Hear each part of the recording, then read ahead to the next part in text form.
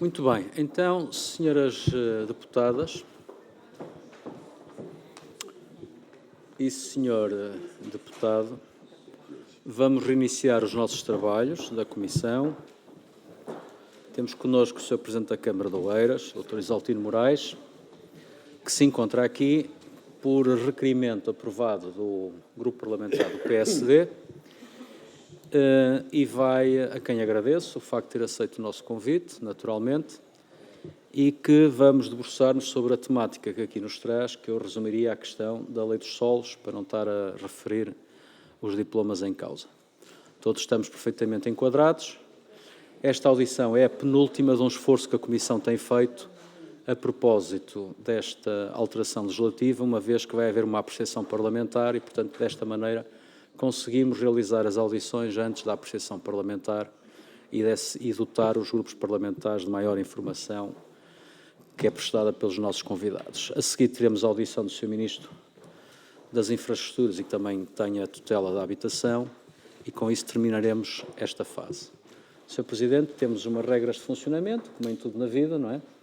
E, portanto, esta audição vai iniciar-se com o Grupo Parlamentar do PSD, que foi o requerente, e dispõe de 6 minutos para colocar as questões que entender, e o Sr. Presidente tem o mesmo tempo para responder, e depois vamos passar aos outros grupos parlamentares dentro do mesmo formato, e na parte final ainda fazemos uma segunda ronda em que cada grupo parlamentar tenha um tempo mais restrito para colocar a segunda ronda de questões, e o Sr. Presidente encerra com o tempo conjunto que for utilizado. Vamos então iniciar. É a Sra. Deputada Margarida Saavedra, do PSD. A Sra. Deputada tem 6 minutos. Faz favor. Bom dia, muito obrigada, Sr. Presidente, senhores deputados. Sr. Presidente, estamos quase a encerrar um ciclo de discussão pública sobre a chamada Lei dos Solos e eu julgo resumir, grosso modo, que as situações têm ficado em 2 pontos. Contra o aumento da expansão da área urbana ou a favor. Bem, os argumentos basicamente que temos ouvido são contra, com os seguintes princípios. Primeiro, não se deve utilizar área sobrante e as cidades devem crescer dentro dos seus próprios limites, partindo de 2 pressupostos, que existe terreno disponível dentro das cidades e que o facto de metermos e densificarmos a malha urbana não tem consequências em termos objetivos. O PSD entende, em primeiro lugar, que os autarcas são aqueles que devem decidir sobre o seu solo, porque o instrumento territorial não pode ser aplicado indiscriminadamente, uma vez que cada cidade, cada aglomerado urbano tem as suas necessidades e vai ter que ser o planeamento e os próprios presidentes locais que vão ter que decidir o que é necessário e o que não é necessário. E eu aqui chamo a sua atenção que há uma coisa que tem sido velada e não explicitada, que é uma enorme desconfiança sobre os autarcas locais. Muitas vezes a questão, que me parece que não é filosófica, né, está ligada ao medo da corrupção que possa existir sobre esses eventuais alargamentos. Eu gostava que se pronunciasse também sobre isso e gostava também que se pronunciasse sobre a questão do que é que aconteceria em termos de cidade, em termos do arranjo de cidade, se eventualmente toda a necessidade construtiva e de expansão fosse inserida na malha urbana existente e nas respectivas infraestruturas. E, portanto, eu peço desculpa, gostaria também que se pronunciasse sobre as questões de planeamento, porque evidentemente que se a decisão de disponibilizar ou não solo urbano é uma decisão política, parece-nos a nós que a decisão de utilizar ou não utilizar essa prerrogativa que a lei dá deve ser uma decisão urbanística e de cada um. E é uma coisa que é engraçado, que eu não tenho ouvido ao longo dos debates, é falar do urbanismo. O urbanismo, o planeamento da cidade enquanto cidade, sabendo que desde os celtas a cidade cresce, a cidade tem crescido sempre. Nós temos muralhas fernandinhas, muralhas henriquinas, muralhas manuelinas. O que é que acontece? A cidade, quando está apertada, digamos, dentro das suas malhas, cresce. Não é novidade nenhuma, não é nada do século XXI, cresceu desde os celtas, desde os castros celtas. E cresce porquê? Porque a população, para ter a sua vida, ter a sua qualidade de vida, tem necessidade de espaço. E espaço não é só área construída. Espaço é todas as infraestruturas que são necessárias adaptar à vida das pessoas e das populações e a necessidade, muitas vezes, de bolsas que existem nas cidades e que são precisas para a chamada reabilitação urbana. Há zonas, e sobretudo as zonas mais frágeis, as zonas peço desculpa, tenho uma alergia horrível. As zonas de habitação social, sobretudo, estão muitas vezes degradadas a tal ponto que é necessário a demolição total de quarteirões inteiros e novas vias e novas, enfim, um projeto de urbanização geral. Sendo certo que a cidade antiga é caracterizada exatamente, e essa é uma das coisas interessantes, pela interpenetração de vários tecidos urbanos, o PSD entende que neste... Muito obrigada. Peço desculpa. O PSD entende que neste momento, e sobretudo nas cidades onde há mais pressão e que nós sentimos que há o perigo do colapso, e é preciso notarmos uma coisa, quando falamos em ambiente não estamos a falar só em espaço rural, estamos a falar do ambiente urbano, da poluição por causa do tráfego, de todo o tipo de poluição que existe, que a cidade produz e que isso é também importantíssimo para o ambiente. Nós chegámos à conclusão que naquelas cidades onde é mais premente a habitação e a falta de habitação, é necessário darmos hipóteses para a sua expansão para as zonas limítrofes. A esquerda, normalmente, e por princípio, é contra, arvorando uma desconfiança à partida em relação aos autarcas, a qual nós, evidentemente, não subscrevemos, mas também porque entendo que dentro da própria malha de cidade, já saturada, é possível pôr 40 mil habitações, como se 40 mil, 120 mil pessoas, de repente, numa cidade que já de si não cabe nas infraestruturas, pudesse ficar melhor ou se isso seria uma coisa boa para o ambiente. Gostava, portanto, também de sublinhar outra coisa, e o Sr. Presidente muitas vezes tem visto sobre isso, é sobre os instrumentos de urbanização e as dificuldades que há em termos de tempo para se concretizar uma operação urbanística. Como muito bem sabe, um plano diretor chega a demorar 4 anos, que remete muitas vezes para um plano de pormenor e para um plano de urbanização que demoram outros 4 anos, e como dizia ontem o professor Sidónio Pardal, está muito admirado que um plano que tenha centenas e centenas de páginas e que dure tantos anos, ao fim e ao cabo, a coisa mais importante são 2 páginas, é ver a utilização e ver as xércias e acabou. E, portanto, ele acha que, e com razão, que de facto estamos muitos anos a fazer uma coisa para, ao fim e ao cabo, ter uma conclusão, digamos, simplista. Eu compreendo que elas devam ser fundamentadas, mas o grande drama que acontece hoje em dia é que quando um plano de urbanização está concluído e aprovado, já está obsoleto. E, portanto, temos que recomeçar de novo.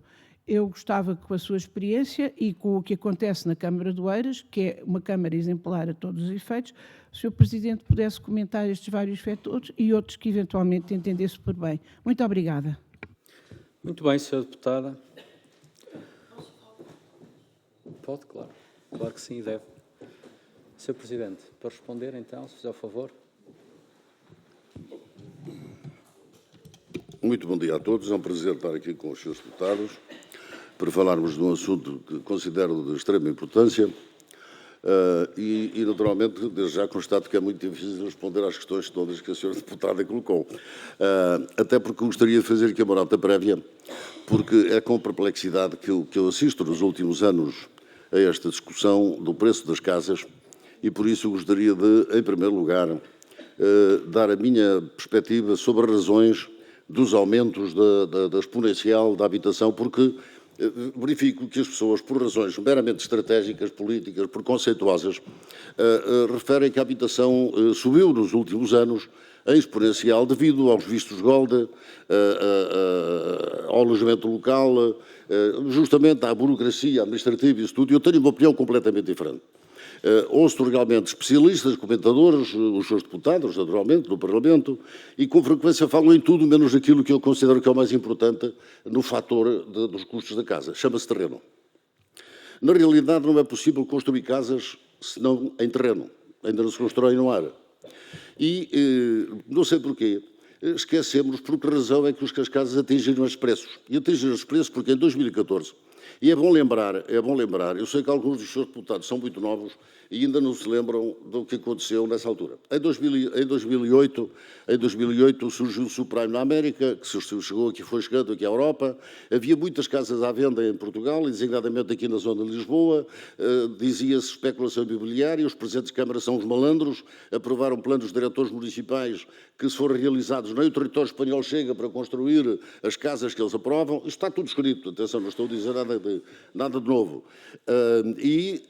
O que acontecia então era que havia muitas casas, milhares de casas à venda aqui na região de Lisboa, por sinal, muitas delas a preços acessíveis da chamada classe média-baixa. Estou a falar de casas a 100 mil euros, a 150 mil euros, 180, casas entre o T1 e o T3, e o que acontece, curiosamente, é que a partir de determinada altura não se vendiam. Não se vendiam e, portanto, não se vendiam porquê? Porque os créditos falharam. Portanto, com o subprime, deixou de haver financiamento à aquisição de habitação e, naturalmente, criou-se uma reserva de habitação que não se vendia. Acontece que, motivados por esta situação, a Assembleia da República, na altura o governo do PSD, por sinal, o que eu considero uma ironia, porque foi um governo do PSD que fez as delícias da extrema-esquerda em Portugal, ao aprovar a Lei 31 de 2014.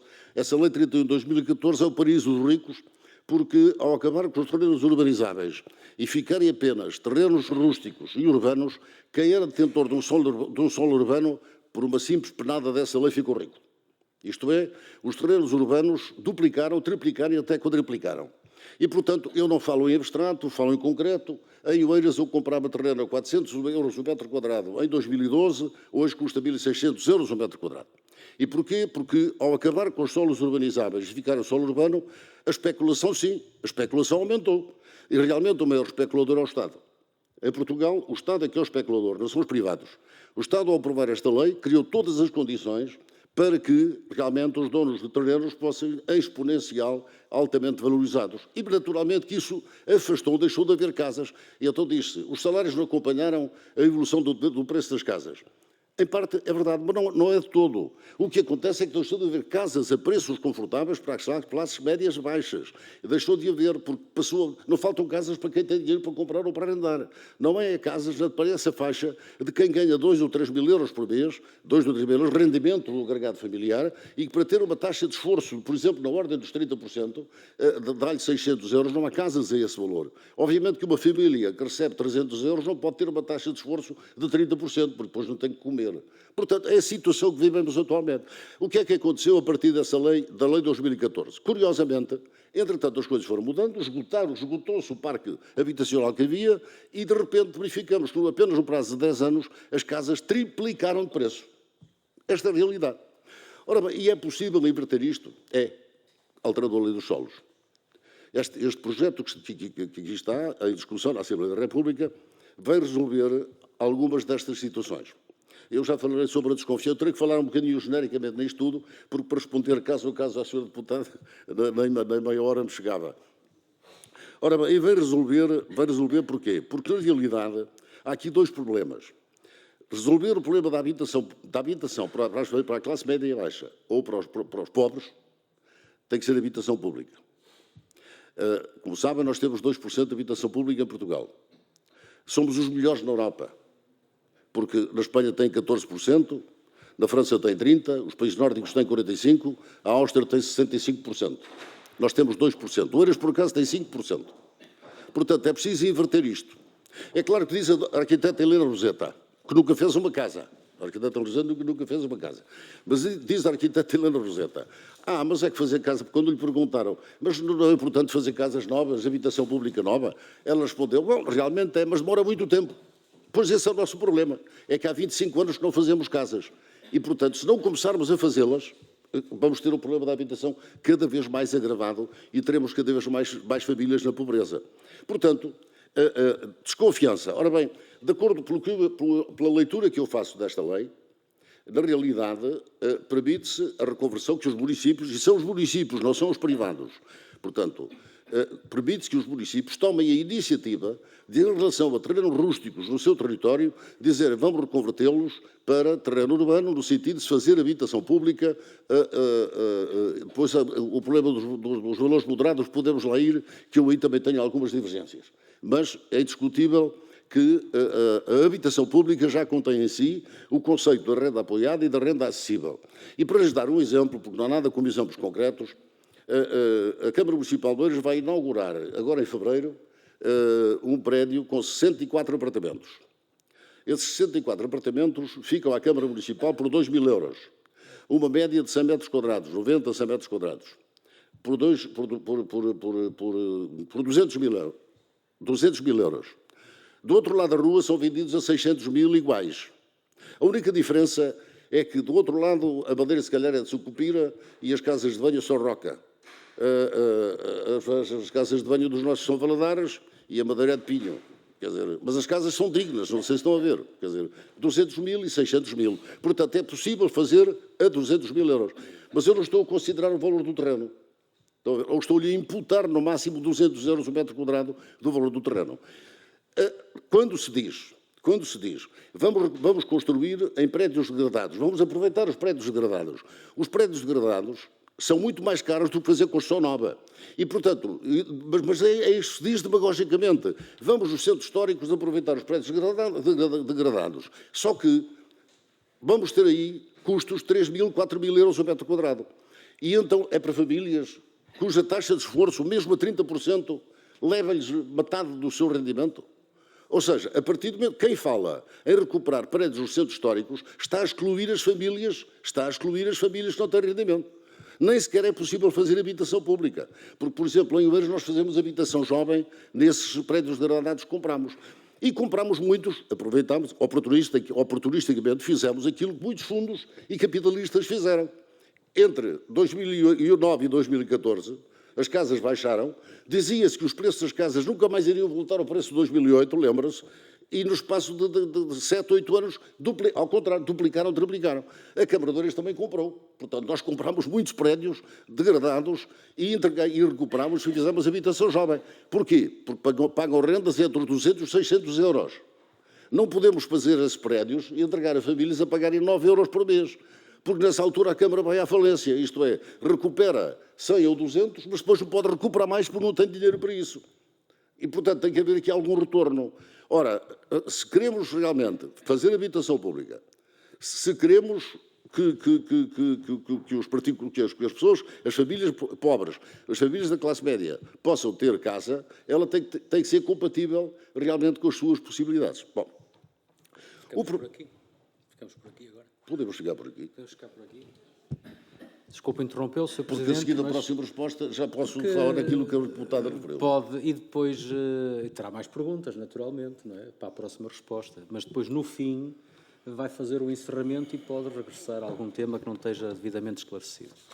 Neste momento, quem intervém ao Grupo Parlamentar do Partido Socialista é a Sra. Deputada Maria Begonha. Eu precisava de papel. Quer papel? Arranja-se papel. Para tomar notas, esqueci Já vem de aqui. trazer papel. Só escrevo aqui. Tenho aqui.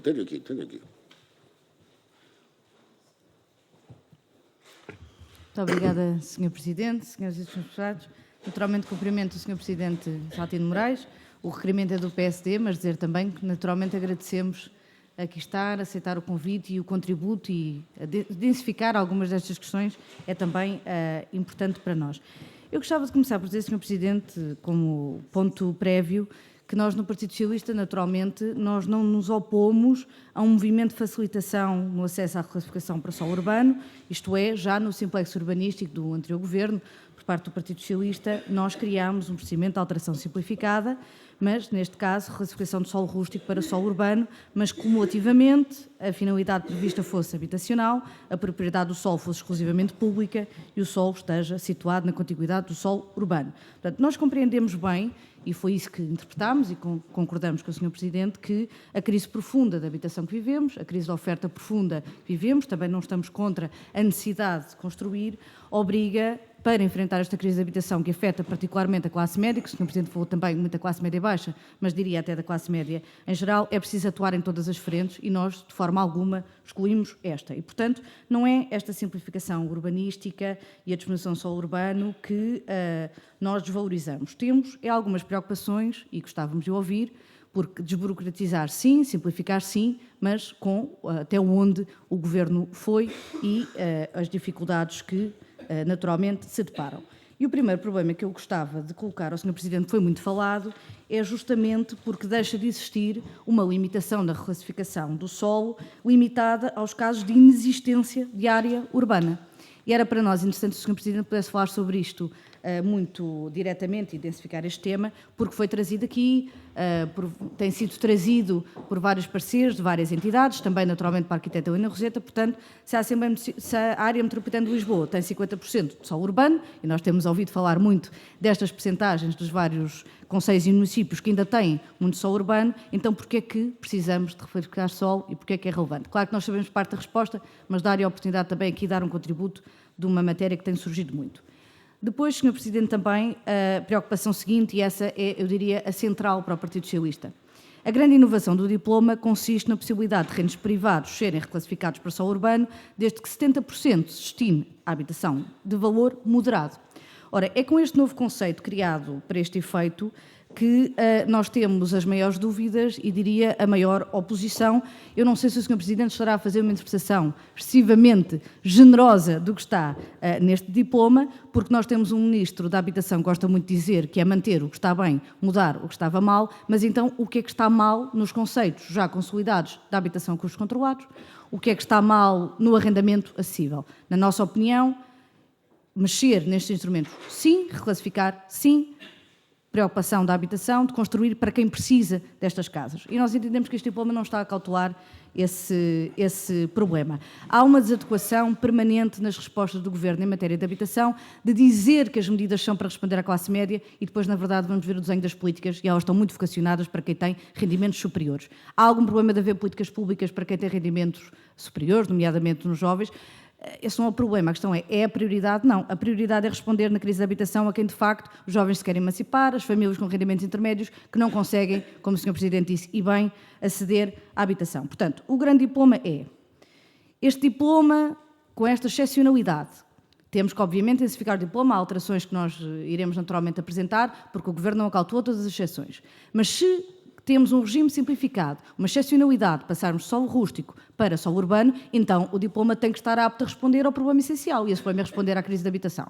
Ora, aqui, este é de facto esse é o nosso problema. É que o que temos visto com o valor moderado, e que todos os estudos e as nossas contas e os dados nos dizem, é que, pelo contrário, este conceito de preço moderado vai permitir, muito provavelmente, sistematicamente, valores de venda acima dos valores de mercado, que já por si são proibitivos. Não estamos isolados nesta perspectiva, mas gostávamos de ouvir sobre isso e até fazemos a pequena provocação de trazer o exemplo do concelho de Oeiras. Um apartamento com 80 metros quadrados, mais áreas acessórias, no valor da habitação a custos controlados, já com a majoração a 6% prevista na lei do IVA, falamos de uma casa a cerca de 239 mil euros. No preço moderado que o Governo quer introduzir, 300 mil euros. São 61 mil euros de diferença.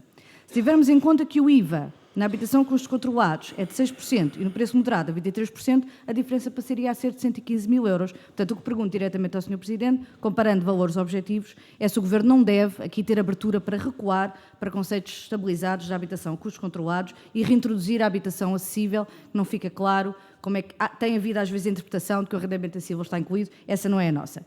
Depois, uma última pergunta muito objetiva, adiantando uma possibilidade de resposta do Governo sobre isso, permitir-me utilizar a sua experiência e conhecimento nesta matéria para aí colocar a seguinte questão. Há ou não possibilidade da construção nestes solos que passem de rústicos a urbanos ser um investimento rentável para os privados, que se deseja que se mobilizem para a construção de habitação, utilizando os conceitos, limites, valores da habitação a custos controlados, que desce significativamente os preços para as famílias que precisam de casa, face à proposta do Governo, ou, pelo contrário, devemos dar ouvidos à ideia de que, se não for com este conceito de preço moderado, não existirá rentabilidade para o privado e que, portanto, estaríamos a prejudicar o aumento da oferta. Obrigada, Sr. Presidente. Certo, Sra. Deputada, muito obrigado. Sr. Presidente, faz favor. Muito obrigado. A Sra. Deputada apresentou uma série de questões muito pertinentes que acho que permite clarificar realmente o meu pensamento sobre esta lei. Ora, a existência de muito solo urbano, porque é que precisamos de mais? Portanto, esse é um mito. Eventualmente pode haver, por exemplo, não tenho dúvidas que em Sintra, que tem 300 km², deve ter muito solo urbano. Até porque, pelas estatísticas que eu por acaso tenho aqui, mas como já não temos tempo, recomendo que os seus deputados vejam as estatísticas também. Realmente é o município que emite mais licenças de construção, mas tem a ver, naturalmente, também é o segundo município mais populoso do país. Bom, sim, há solo urbano em Oeiras também. Não há muito solo urbano. Em Oeiras há pouco solo urbano. Mas o solo urbano que há é muito caro. Qual é o mecanismo que o Governo tem para que os terrenos urbanos baixem de preço? Portanto, esta é a questão. Quer dizer, de que serve haver solo urbano se esse solo urbano é para ricos? Se o solo urbano é vendido a preço justamente pela escassez, justamente porque o Governo, o maior especulador do país, não é, que é o Estado, não é? Ao aprovar a Lei 31 de 2014, gerou estes preços absolutamente incomportáveis.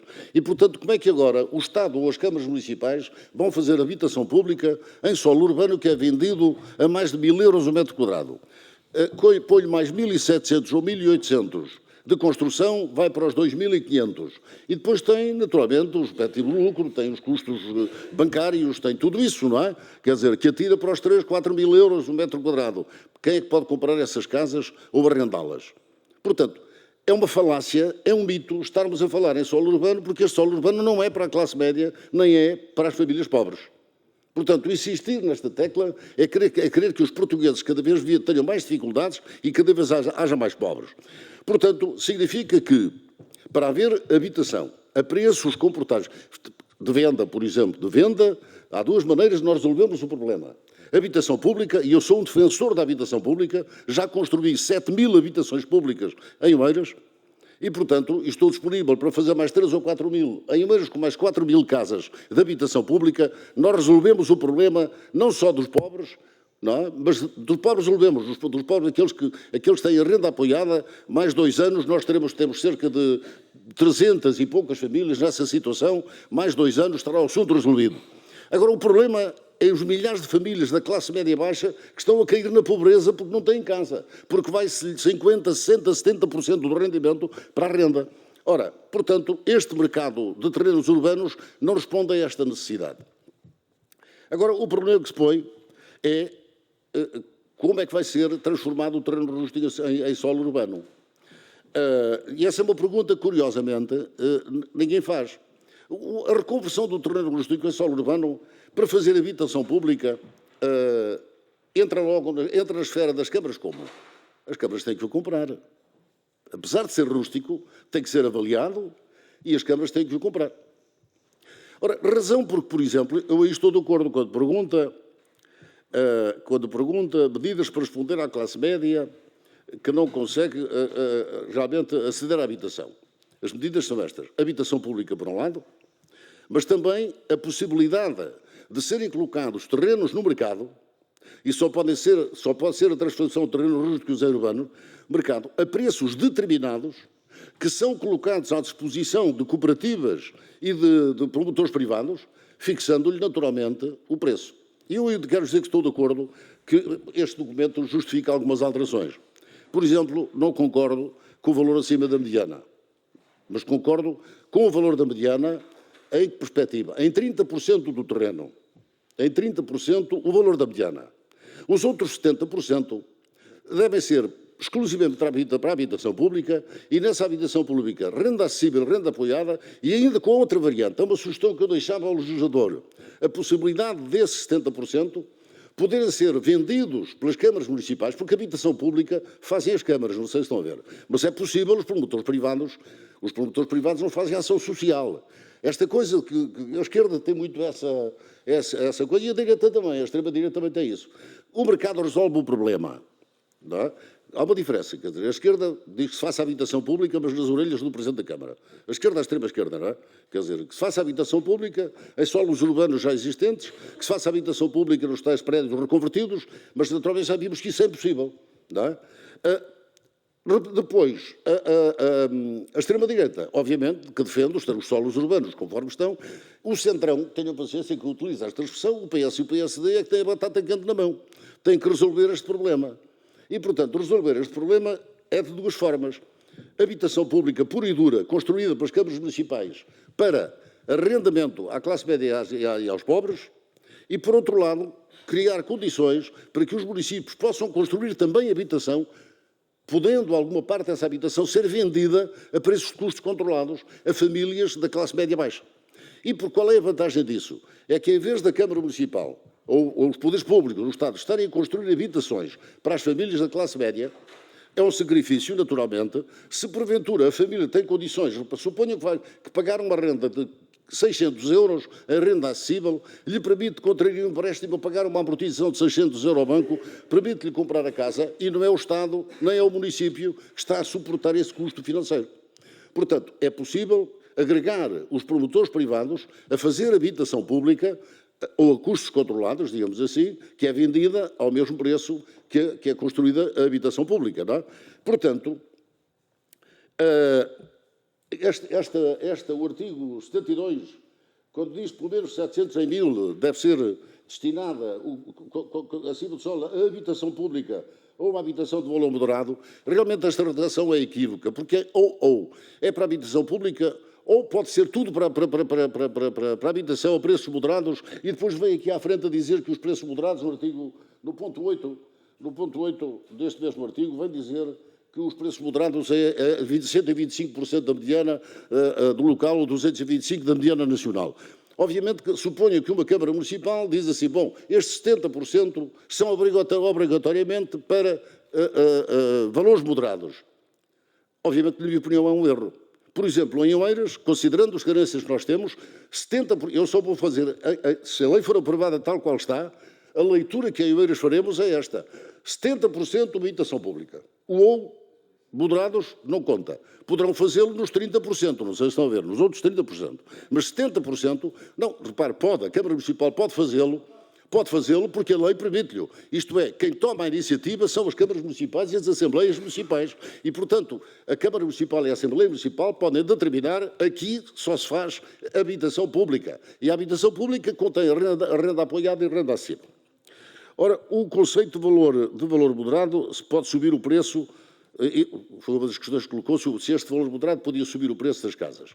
Bom, na realidade, os 125% da mediana, obviamente pode ter um efeito de lançamento de mais casas de mito no mercado, porque, quer dizer, a disponibilidade de terrenos mais baratos, terreno rústico, mais barato para fazer habitação, mesmo que sejam os tais 125%, pode ter algum efeito.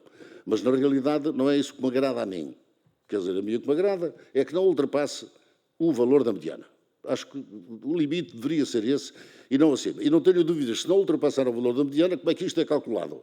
Obviamente não se vai fazer habitação pública na marginal, onde se vendem casas a 9, 10 mil euros o metro quadrado. Mas na zona de Porto Salvo, Barcarena, ainda se vendem casas a 3.000, 3.500, não é? O que é possível, por exemplo, um T2 ou um T3 fazer-se por entre os 160 e os 200 mil euros, não é? Portanto, significa que, não ultrapassando o valor da mediana, realmente pode haver uma quebra de preços, pode haver uma baixa de preços que pode ser significativa. Mas isso também depende da quantidade de terrenos rústicos que sejam urbanizados, sejam transformados em solo urbano, pode ter que ter algum significado no contexto da globalidade dos solos urbanos. Por aqui, Sr. Presidente, para cumprirmos aqui algum tempo mais ou menos discricionário, e vamos aproveitar agora para ouvir as questões que o Grupo Parlamentar do Chega vai colocar e ao Sr. Deputado Carlos Barbosa, não é? Faz favor, Sr. Deputado. Tem 5 minutos disponíveis.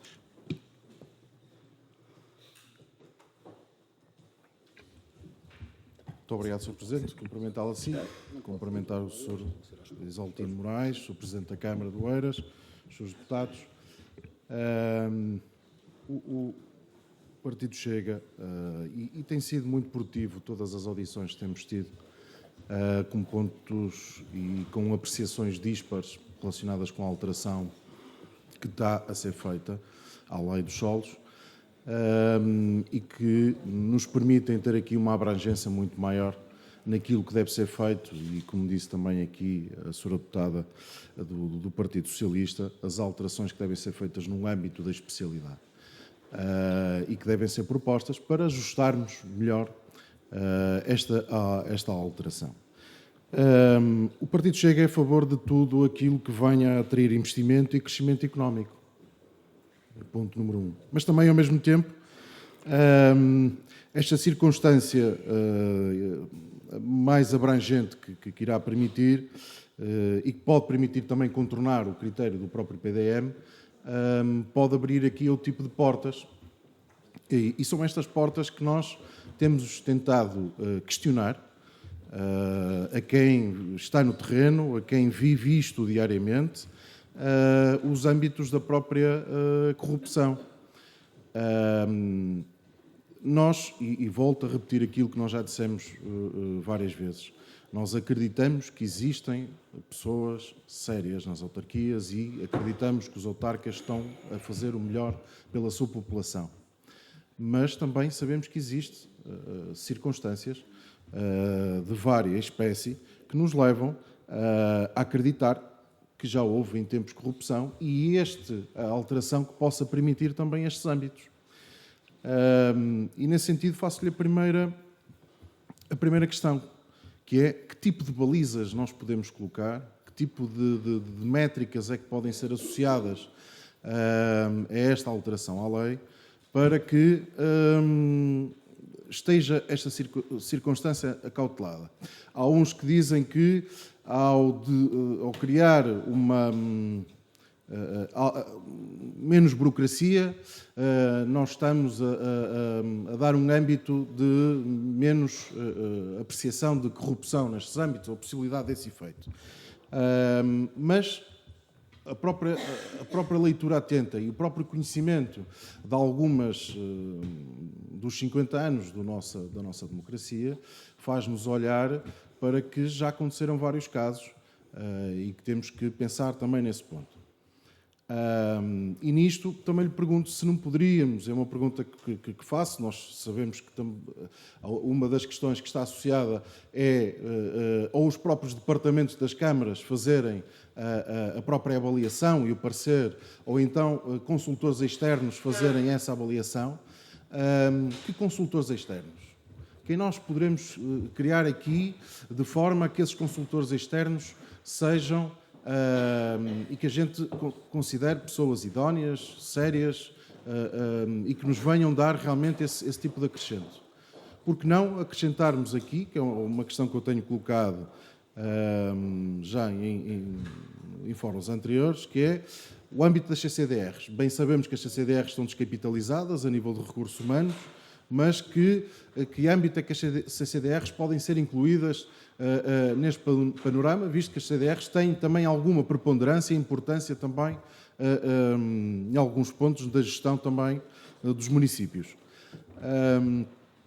Por outro, dar-lhe também nota que o próprio Partido Chega é a favor de medidas que venham nos ajudar à habitação e concordamos consigo quando refere que o âmbito da habitação social está nos 2%, em comparação com os outros países, porque, e usando a terminologia da senhora arquiteta Filipa Roseta, que esteve aqui, nunca houve realmente uma orquestra para tocar todos os instrumentos.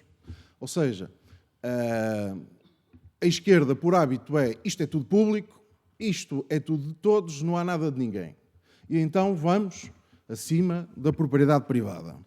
Todos nós sabemos que a própria Constituição acautela o direito à habitação, mas também acautela o direito à propriedade privada. E há estes âmbitos que depois nós também não entendemos da própria esquerda, que nos deixa aqui, e temos anteriormente do programa Mais Habitação, que era um ataque desenfreado à propriedade privada.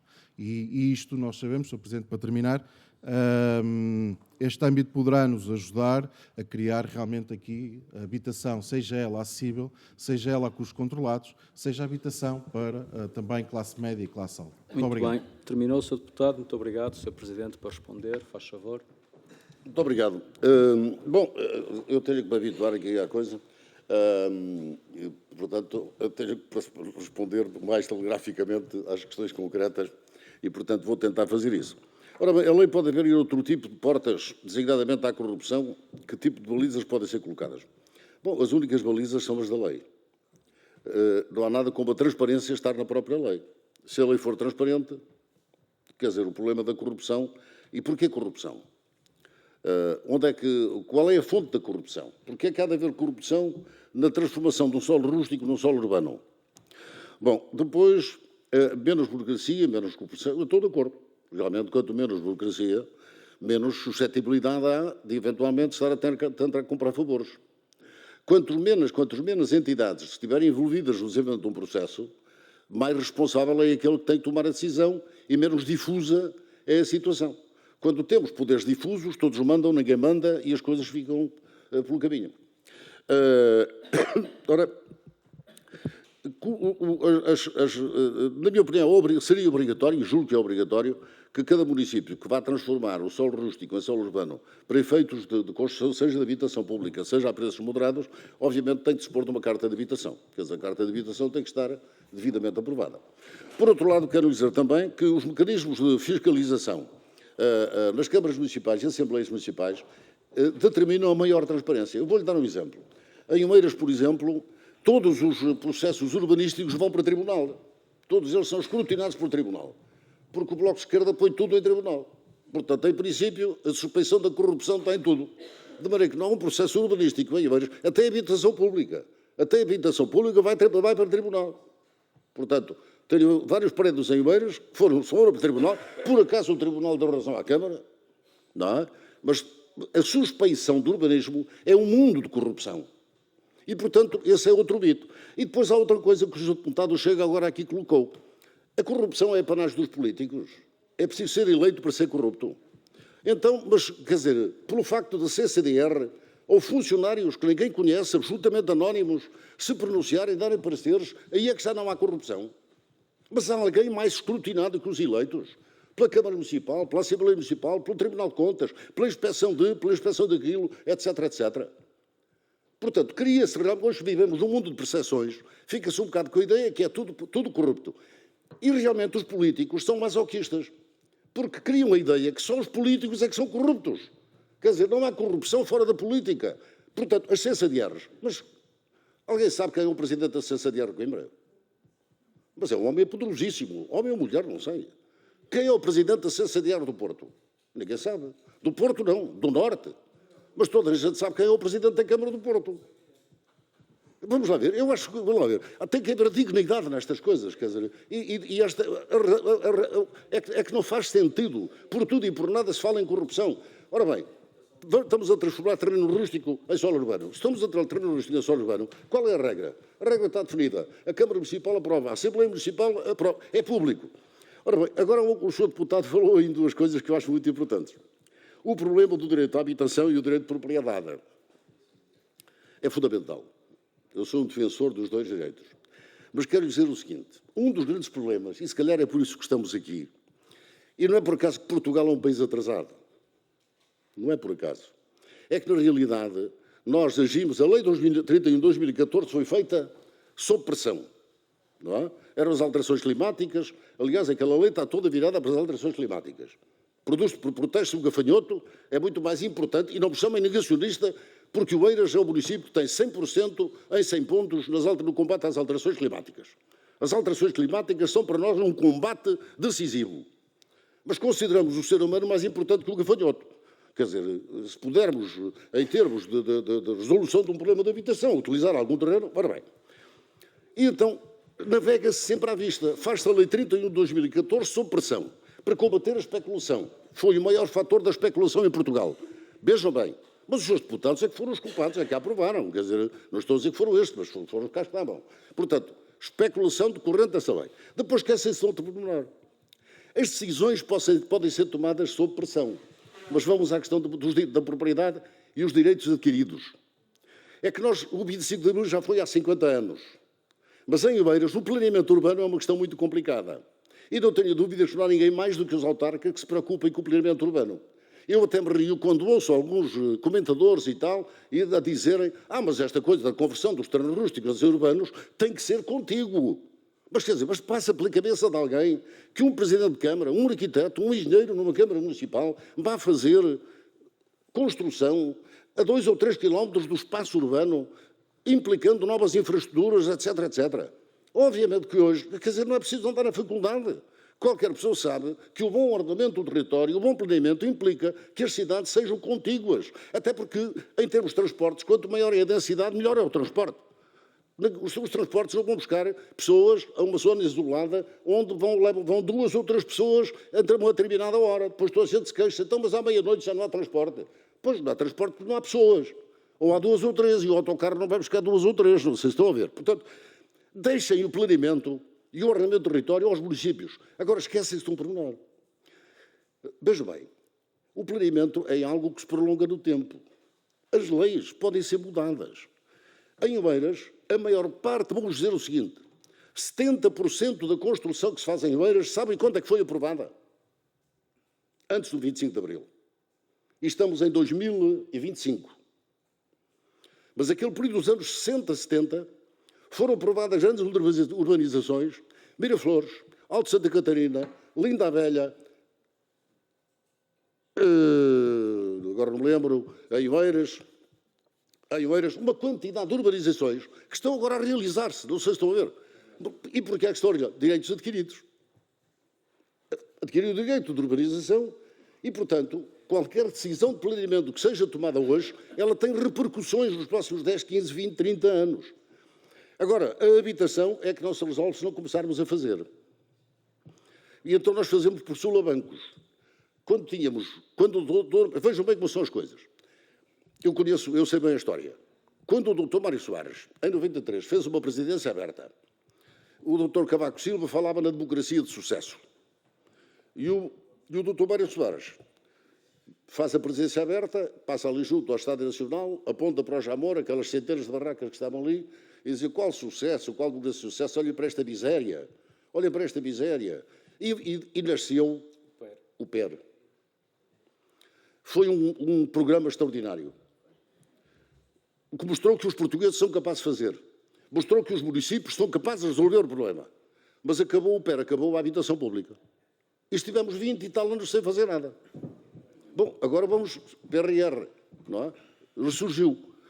Vai resolver os problemas mais complicados, mais graves. Mas se nós queremos resolver o problema da habitação em Portugal, de facto temos que fazer qualquer coisa. Esta lei é uma tentativa nesse sentido. Muito bem, Sr. Presidente. Vamos agora ouvir a Sra. Deputada Joana Mortágua. É assim, Sra. Deputada? Do Bloco de Esquerda. Faz favor, Sra. Deputada. São 3 minutos, Sra. Deputada. Muito obrigada, Sr. Presidente. Sr. Presidente, obviamente que não são os políticos os únicos responsáveis pela corrupção, até por isso é que normalmente os políticos até são acusados de corrupção passiva. É porque para haver corrompidos tem que haver corruptores e, portanto, não é exclusividade dos políticos, embora alguns, de facto, sejam, e tanto assim é que há condenados.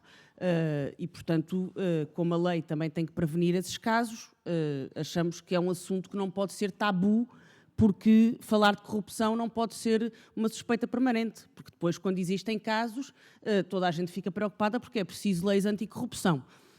Portanto, acho que esse estigma que se criou de que não se pode falar de corrupção porque isso é um ataque aos autarcas é um estigma errado. Nós falamos pouco de corrupção e por isso é que continua a haver corrupção. Falássemos nós mais de corrupção para conseguir preveni-la. Mas não era sobre isso que eu queria falar e também não é sobre o caso específico de Oeiras. Já percebi que a coligação Evoluir Oeiras e a nossa vereadora Carla Castelo lhe tem dado muito trabalho e portanto, não vou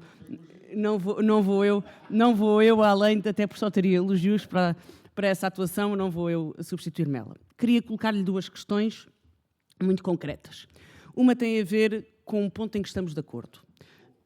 Um ponto em que estamos de acordo. nós também achamos que a habitação pública foi negligenciada ao longo das últimas décadas e está aí, e na baixíssima proporção da habitação pública, uma das causas da incapacidade do Estado de se proteger contra tendências inflacionistas.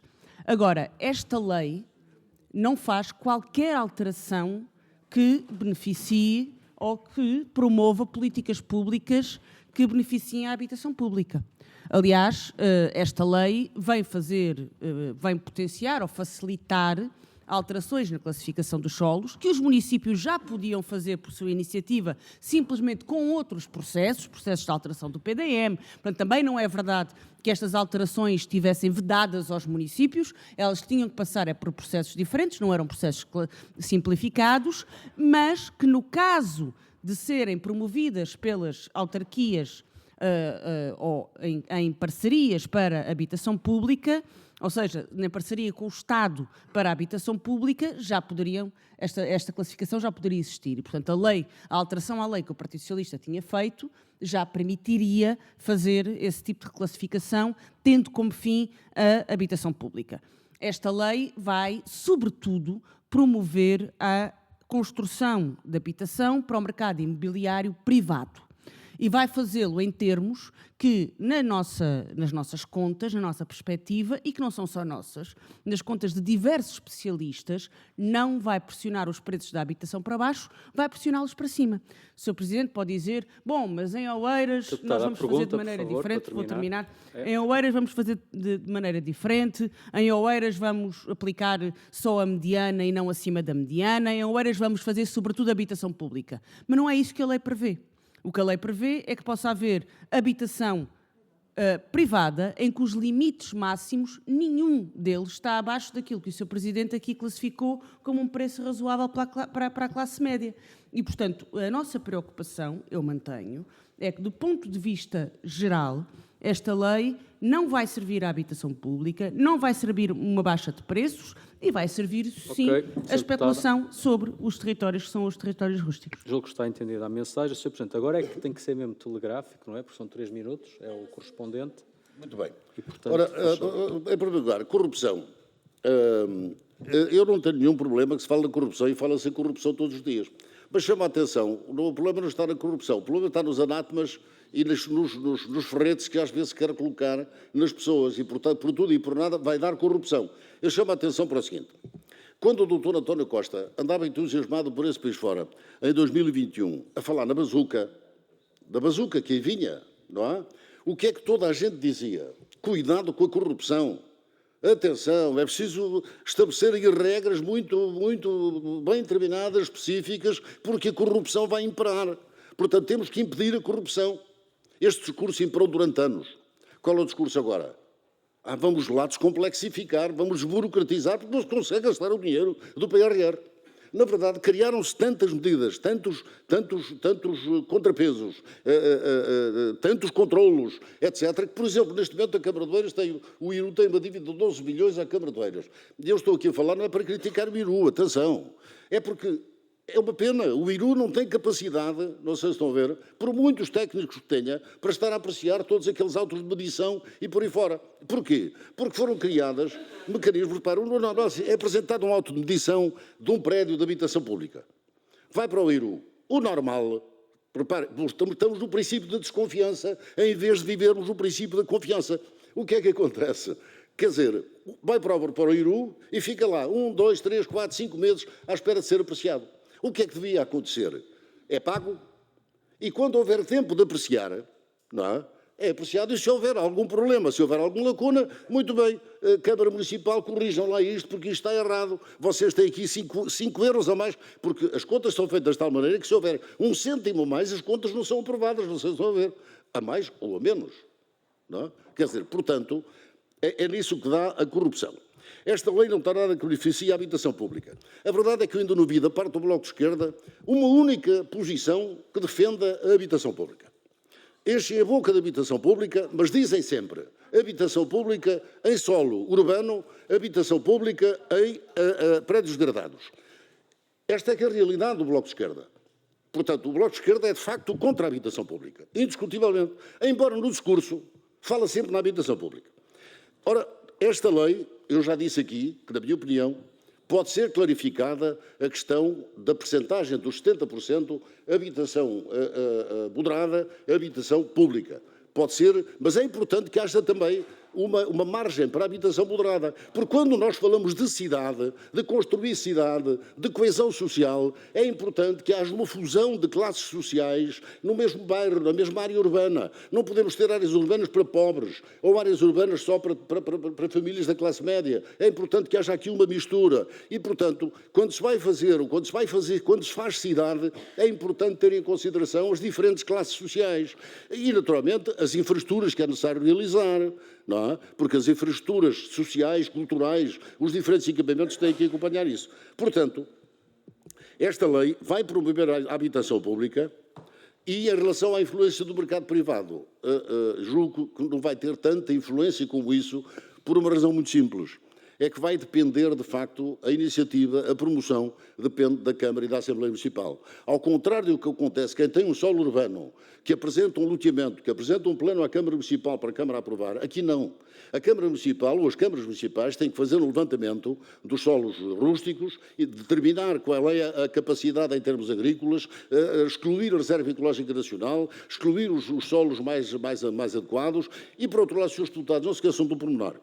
Quando se diz que há 700 mil casas a mais em Portugal vazias, é a maior mentira que dizem. Porque a maior parte dessas casas são fora de onde elas fazem falta. Eu tenho 3 entradas no monte, se alguém quiser ir para lá, estão à vossa disposição. Portanto, o problema, as casas fazem falta nas áreas urbanas, fazem falta na área metropolitana de Lisboa, na área metropolitana do Porto, no litoral, é aí que fazem falta. Quer dizer, não é na província. Quer dizer, portanto, o haver 40 ou 50 mil casas na área metropolitana de Lisboa é absolutamente irrelevante para a resolução do nosso problema. Muito bem, Sr. Presidente. Passamos agora ao Grupo Parlamentar do LIVRE e à Sra. Deputada Filipa Pinto. Sra. Deputada, são 3 minutos. Muito obrigada, Sr. Presidente. Gostaria de agradecer a presença do Sr. Presidente da Câmara Municipal de Oeiras. É público que o Sr. Presidente é um acérrimo defensor da alteração proposta pelo Governo ao regime jurídico dos instrumentos de gestão territorial. Nas intervenções do Sr. Presidente, defendeu que a alteração à implementação da Lei dos Solos, que veio definir apenas a existência de solos urbanos e rústicos, terminando com os solos urbanizáveis, é responsável pela atual especulação imobiliária ao restringir o número de terrenos disponíveis para construção. Mas o aumento dos preços em Oeiras decorre apenas desse fator? Sabemos que não. Em Oeiras continua-se a construir e a promover a desregulação da legislação de ordenamento do território. Os solos urbanos continuam a ser ocupados com prédios e estradas, as áreas verdes naturais estão a ser reduzidas ao mínimo, veja-se a Serra de Carnaxide, um dos pulmões desta área metropolitana de Lisboa, essencial para os ecossistemas e para o bem-estar e a saúde das pessoas, e cujo terreno tem sido comido pela Câmara Municipal de Oeiras, sem consideração nenhuma pelo património natural. Mas mesmo com esta desregulação do território em Oeiras, os preços da habitação quadruplicaram, comparando com há uma dúzia de anos. Em Oeiras, a coligação Evoluir Oeiras e a vereadora Carla Castelo têm sido a voz da denúncia, em termos políticos, desta desregulação do território que o Sr. Presidente Isaltino Moraes tem levado a cabo. A coligação Evoluir Oeiras tem sido incansável a apontar e a lutar contra a construção que a Câmara Municipal de Oeiras faz e quer fazer em zonas de cheias ou ecologicamente relevantes e que põem em causa a segurança e o bem-estar das pessoas que moram em Oeiras. Por isso, coloco-lhe as seguintes questões. Como considera a possibilidade permitida por esta alteração legislativa de a construção não ser apenas para a habitação pública a preços acessíveis? E da possibilidade de 30% da habitação a qualquer valor e de novo conceito que o Governo criou para os 70% de habitação a preço moderado? Segundo a coligação Evoluir Oeiras, os preços praticados no concelho serão para um T2 com 65 metros quadrados de cerca de 253 mil euros e um T3 com 90 metros quadrados de aproximadamente 351 mil euros. Considera que a classe média terá capacidade de pagar estes valores? Como analisa o facto de o Governo não tenha incluído o arrendamento acessível ou apoiado como uma das possibilidades de habitação desta alteração legislativa? Por último, Sr. Presidente, pretende promover a alteração de terrenos rústicos em áreas de reserva ecológica e agrícola nacional para urbano e incentivar a construção nestes terrenos? Muito obrigada. Sra. Deputada, Sr. Presidente, tenho um conjunto de questões mesmo para Oeiras, para si, e depois tenho a parte mais relevante que nos traz aqui, a outra também é, com certeza, mas das implicações destas alterações legislativas e de acordo com o conhecimento que tem do seu próprio Conselho, que é Oeiras. Muito bem. Por favor. Daqueles 3 minutos telegráficos. Muito obrigado. 3 minutos à Benfica, não é? Muito obrigado. Muito obrigado. A senhora deputada utilizou o tempo para me provocar, não para esclarecer o que quer que seja. Na realidade, eu não vim aqui para ser julgado pelo Bloco de Esquerda. Eu vim aqui convocado pela Assembleia da República, ou LIVRE é a mesma coisa. Eu vim aqui, sim, eu vim aqui, estão juntos. Eu vim aqui a convite da Assembleia da República para dar a minha opinião sobre esta lei, a alteração à lei dos solos. Ora bem, então, a senhora deputada, eu quero dizer o seguinte. Oeiras, nos últimos 10 anos, é o município em Portugal que mais prémios recebeu na área do ordenamento do território e na área do urbanismo. É o município do país que tem 100% em 100 pontos nas alterações climáticas. É o segundo município em Portugal que tem 93,4% nos ODS.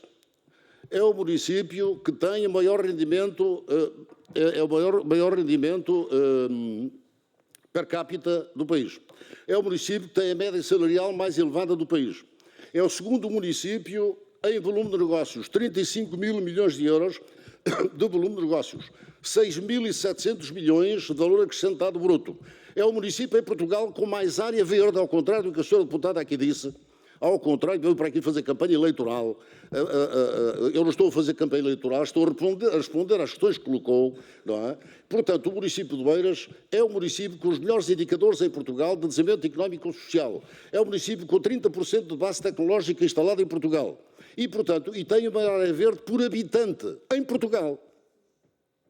Serra de Carraxide, não há uma única construção na Serra de Carraxide. É uma coisa estranha. Da parte da Amadora, a serra está toda ocupada. Nunca falam na zona da Amadora. Em Oeiras não há uma casa na Serra de Carraxide, daquilo que é delimitada como Serra de Carraxide.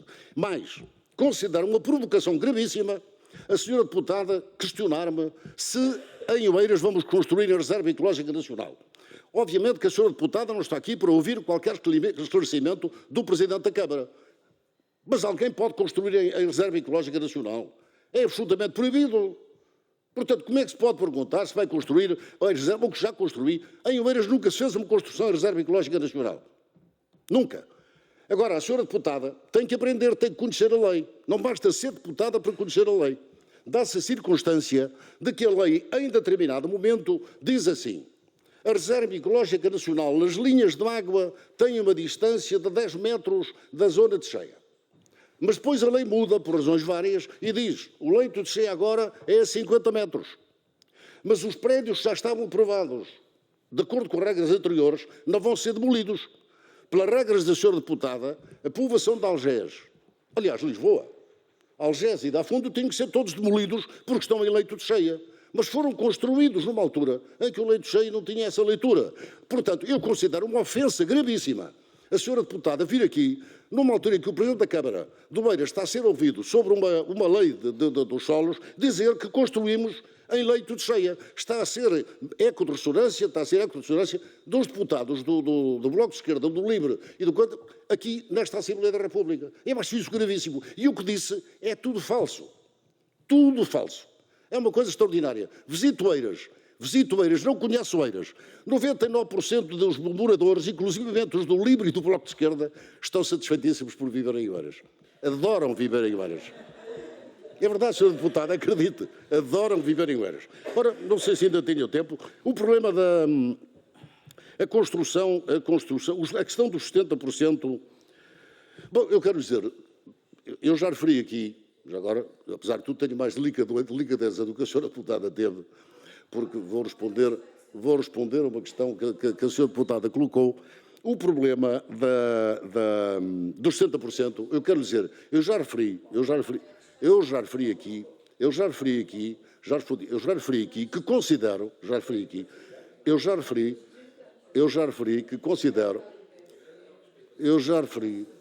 Senhores deputados, Só mais meio minuto. É só mais meio minuto. 30 minutos para terminar. O Sr. Presidente da Câmara, está bem. Faz favor, Sr. Presidente. Vamos lá. Bom, é só mais meio minuto. Eu já referi que deste 70% de habitação pública ou habitação a preços moderados, dos termos do número 8, que, do ponto de vista do município de Beiras, responde às nossas necessidades, porque nós iremos fazer habitação pública. É claro que câmaras municipais que não façam habitação pública podem fazer uma interpretação diferente. Em Oeiras, nós vamos fazer habitação pública. Mas também consideramos, e também já referi, se for necessário, pertinente, se os senhores deputados entenderem que a lei merece uma clarificação, então que nesses 70% da habitação pública, e na habitação pública falam muito na questão da renda acessível, na habitação pública está contida a renda acessível e a renda apoiada, atenção. A habitação pública é só renda acessível e renda apoiada, não é outra. Bom, portanto, não é outra, é isso.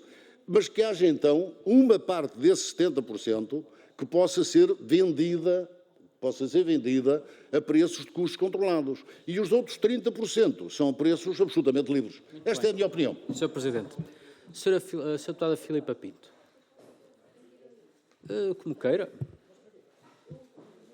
Rapidamente, já percebemos qual é a questão, portanto, vai só dar um esclarecimento. É só um pedido de esclarecimento, rapidamente. é mais para uma questão de repor a verdade. Eu não ofendi ninguém, fiz só perguntas, Sr. Presidente. Eu fazer uma pergunta, se pretende promover a alteração de terrenos rústicos para o urbano e incentivar a construção nesses terrenos, onde é que isto é uma ofensa, Sr. Presidente? Sr. Uma Deputado, provocação para si, que está habituado a não fazer vamos entrar provocações. em... Peço desculpa, Não mas vamos é entrar- uma pergunta técnica apenas. Muito Ok. obrigada. Sr. Deputada, está entendido o seu ponto de vista, não vamos entrar em diálogo direto, nem o Sr. Presidente da Câmara de Oeiras precisa de ninguém que o defenda. Não foi. Foi uma interpelação à mesa. Não, Sr. Deputado, Sr. Deputado, vamos continuar os nossos trabalhos. Nem o Sr. Presidente da Câmara de Oeiras precisa que ninguém o defenda, porque ele sabe defender-se e muito bem, sobre os argumentos que entende. Senhores deputados, vamos entrar na segunda ronda. Eu pergunto quais são os grupos parlamentares que se inscrevem para a segunda ronda. Segunda ronda, Sra. Deputada Joana Mortágua. Segunda ronda? Não? Sra. Deputada Filipa Pinto, olhe para mim, se faz favor. Vai se inscrever para a segunda ronda? Só estou a perguntar. Muito bem. Então temos inscritos para a segunda ronda o Grupo Parlamentar do Partido Socialista e o Grupo Parlamentar do PSD. E o Grupo Parlamentar do Chega, sim. Agora não me fez sinal, mas já tinha feito anteriormente. Portanto, faz favor, a senhora deputada, não é a senhora deputada, não, é a senhora deputada Maria Begonha, sim. A senhora deputada, são 2 minutos. Vamos agora cumprir as coisas com mais rigor, porque temos uma audição com o Sr. Ministro ao 12h30. Faz favor. Obrigada, Sr. Presidente.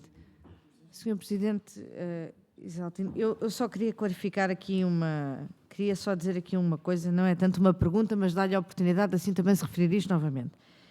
É que nós também concordamos com esta ideia de que os 70% tem que ser habitação, seja habitação pública. Nós concordamos, aliás, que dentro dessas regras, como disse, simplificou da habitação pública, seja habitação com os controlados, ou seja, arrendamento acessível.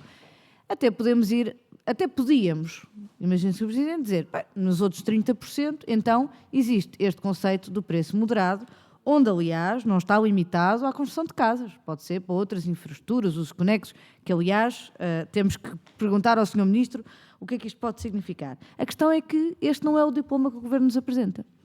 E, portanto, o que eu gostava de transmitir é, eu creio, e aqui num esforço construtivo por parte do Partido Socialista, aquilo que eu interiorizei da audição do Sr. Presidente é que o Sr. Presidente pode até concordar com o diploma se as propostas que o Partido Socialista já anunciou e está a debater forem aprovadas. Porque neste momento o diploma como está, não há qualquer interpretação generosa de que o Governo tenha querido limitar nos 70% para a habitação pública. Ponto número 1, até porque, obviamente, o privado classifica o terreno e constrói.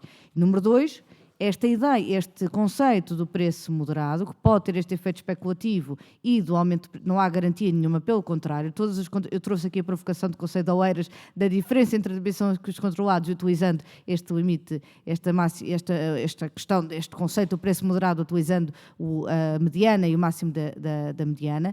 Pelo contrário, eu compreendo que em Oeiras o objetivo é o aumento da habitação pública. Naturalmente, eu até entendo que um conjunto de municípios tenha essa opção.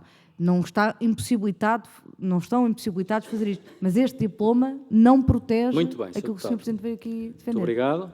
Sra. Deputada Margarida Saavedra, do PSD, faz favor. Sra. Deputada, 2 minutos. Obrigada, Sr. Presidente. Eu só gostaria que fizesse a seguinte comparação.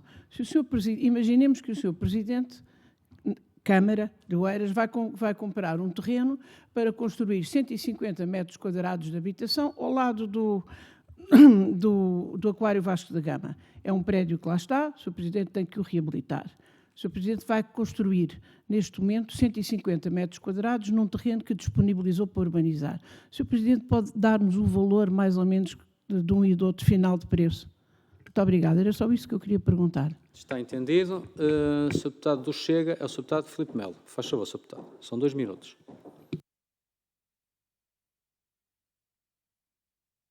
Muito obrigado, Sr. Presidente. Cumprimento o Sr. Presidente Isaltino Moraes. Sr. Presidente, não sendo nós da mesma cor e tendo as mesmas ideologias, há uma coisa que eu reconheço que temos em comum. Gostamos muito de malhar na esquerda e isso ficou mais uma vez aqui provado hoje. Ou na extrema-esquerda, do PS para cá. O senhor deputado deve estar enganado. Isto é a Assembleia da República, não é o circo. Enganou-se na profissão, certamente. Senhor Presidente, eu penso que a senhora deputada do LIVRE que se terá enganado, porque fala em construção em leito de cheia e pensa que vem atacar o seu Presidente. Não ataca o Presidente. E é bom que perceba isto. Ataca os técnicos da Câmara. São eles os responsáveis por isto. Portanto, é uma provocação, não a um autarca eleito, mas a técnicos capacitados e escolhidos para atuar no terreno. É muito importante, antes de fazer política, perceber-se alguma coisa do que é política. Entretanto, Sr. Presidente, outra questão que eu gostava de lhe deixar é a seguinte. Eu ouço a esquerda falar no direito à habitação, só que a esquerda esquece que há direitos e há deveres que a Constituição prevê. E quem tem habitação pública ou social também tem um dever para com os municípios, que é de pagar. E a pergunta que eu deixo é: quantos municípios não têm rendas em atraso, por mais baixas que sejam, há décadas, casos que nós temos em mãos, há mais de 10 anos que não pagam renda à Câmara. Portanto, a questão é, será que nós, para darmos o direito à habitação a alguém, estamos a retirar direitos a outras pessoas? Porque o dinheiro que entra no município, naturalmente, pode e vai ser usado para outros cidadãos, nomeadamente nos impostos municipais. Portanto, Sr. Presidente, eu gostava de ouvir a sua opinião em relação a esta temática. E vai ouvir, Sr. Eu estou cansado. Obrigado, Sr. Está Presidente. colocada a pergunta. Vou mesmo concluir com a pergunta. Nós estamos cansados de ouvir falar em habitação social, Já não é pergunta, Sr. Deputado, é uma consideração. Tem que terminar. E termino com esta questão.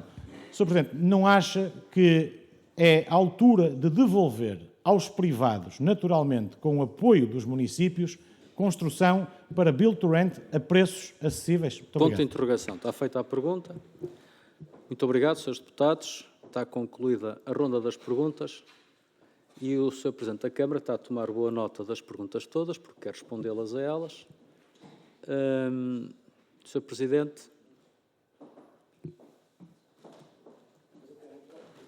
agora é o grande final, portanto, Quanto tempo é que tenho? tem 6 minutos, que é a conclusão de todos, para responder às questões e para concluir também.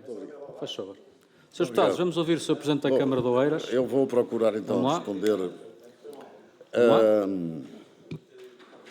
Ora bem, na realidade, qualquer diploma legislativo pode ser mais denso ou menos denso.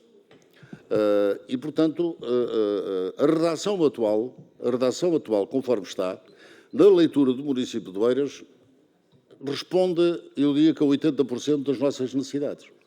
Há um ponto que nós gostaríamos que fosse clarificado.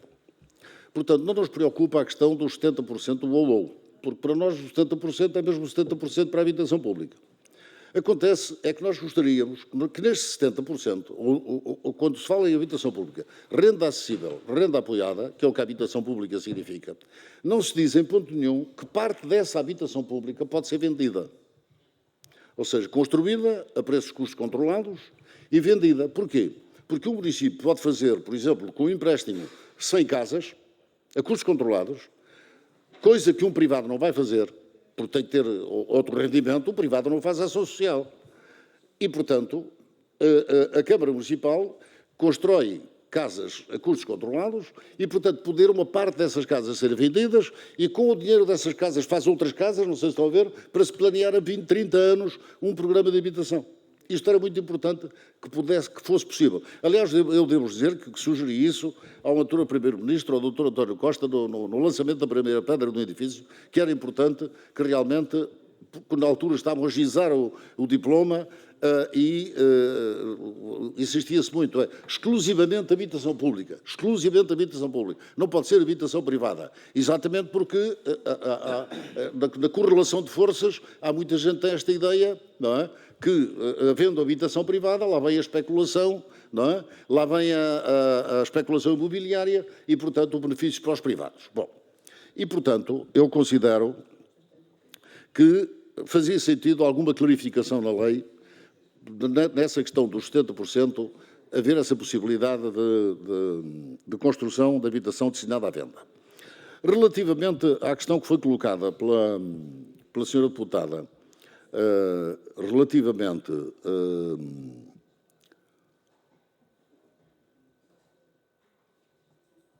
eu acho que fiz aqui uma confusão pus PS e foi a senhora deputada do PSD. A questão dos 150 metros, os 150 metros quadrados, não é? Foi a senhora deputada que foi.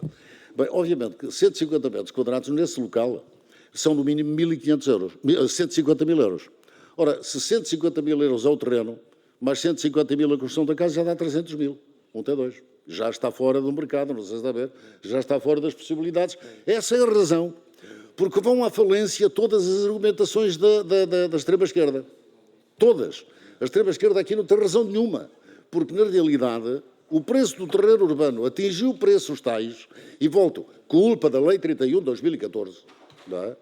Que atingiu esses preços todos, e, portanto, obviamente que temos que encontrar uma solução, que é os terrenos rústicos.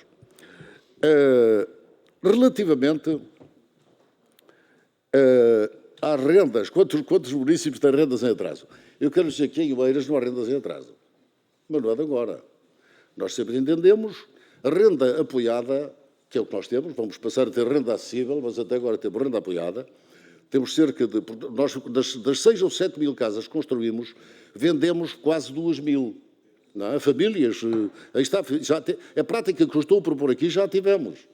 E restam-nos cerca de 4.000 habitações.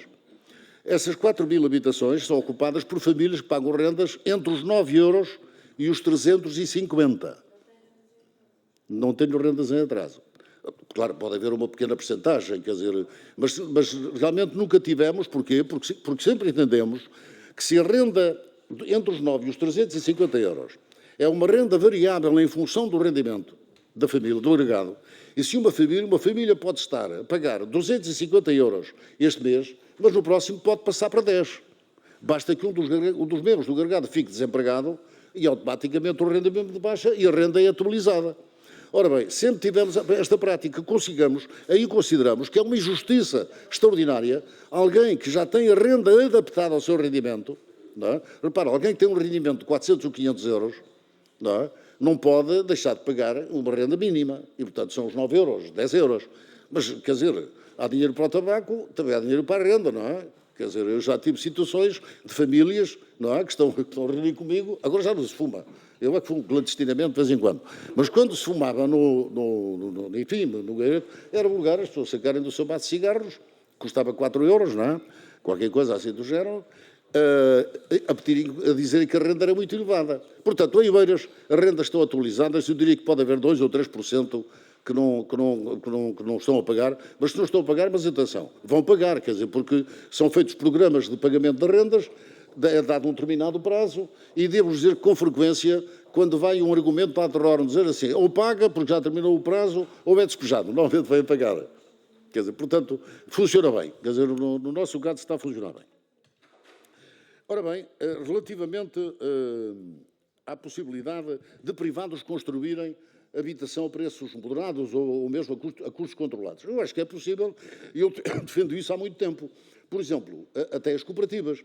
Por exemplo, em Oeiras, as cooperativas construíram nos anos 90 4.000 casas. Mas construíram 4.000 casas porquê? Porque a Câmara deu-lhes o terreno. A preços muito acessíveis. E porquê é que a Câmara lhes deu o terreno? Porque em 1977, lá voltamos nós à história, não é? Em 1977, na sequência da Revolução, dos programas SAAL e programas de habitação, os movimentos das barracas, etc., houve um secretário de Estado da Habitação, que eu agora não me recordo, que expropriou terrenos por todo lado. E no caso do Oeiras, expropriou hectares e hectares de terreno. A Câmara Municipal, quando eu cheguei em 85, encontrei uma Câmara Municipal com bolsas de terreno extraordinárias, que nos deu para fazer o PER e deu-nos para ceder terrenos às cooperativas. Até porque as cooperativas é que tinham identificado na Câmara, aliás, as cooperativas em Oeiras estão nos melhores locais, estão no Alto Lagoal, estão nos altos. Tudo onde tem boa vista protege, não é? Porque foram os próprios que escolheram. Quer dizer, escolheram, a seguir, era o período revolucionário, não é? E, portanto, escolheram os melhores terrenos. Depois, nem todos foram construídos, nem todos foram ocupados, e a Câmara Municipal ficou com esses terrenos, mas pagou-os. Por exemplo, ainda em 2005, a Câmara pagou 30 milhões de euros por um terreno ali na Outorela, porque o proprietário foi para o Tribunal, nunca aceitou o dinheiro que a Câmara Municipal lhe propunha, e, portanto, foi o Tribunal, o Supremo Tribunal de Justiça, que decidiu quanto é que se ia pagar. Portanto, qual é a situação que vivemos agora? Acabou. Não há terrenos. Atualmente não há terrenos públicos. A Câmara de Lisboa, atenção, não se aplica a todas as câmaras, mas a Câmara de Lisboa teve um presidente que estava pelo nome de Eduardo Pacheco, não era? Que expropriou tudo. Também. E, portanto, Lisboa não tem reserva ecológica, não tem reserva agrícola, Lisboa é tudo um espaço urbano. E muitos terrenos foram expropriados por Eduardo Pacheco e a Câmara Municipal de Oeiras ainda hoje tem, de Oeiras de Lisboa, ainda hoje tem muitos terrenos. Agora, o Oeiras não tem. Portanto, Oeiras, ou esta lei é aprovada, ou não há a possibilidade de habitação pública. Sr. Deputado, eu acho que já disse tudo. Muito obrigado. Sr. Presidente, senhores deputados, encerramos aqui esta audição. Julgo que em nome de todos agradecemos a participação do Sr. Presidente da Câmara de Oeiras. E, senhores deputados, nós temos 5 minutos para continuarmos então com a audição do Sr. Ministro. Muito bem? Muito obrigado.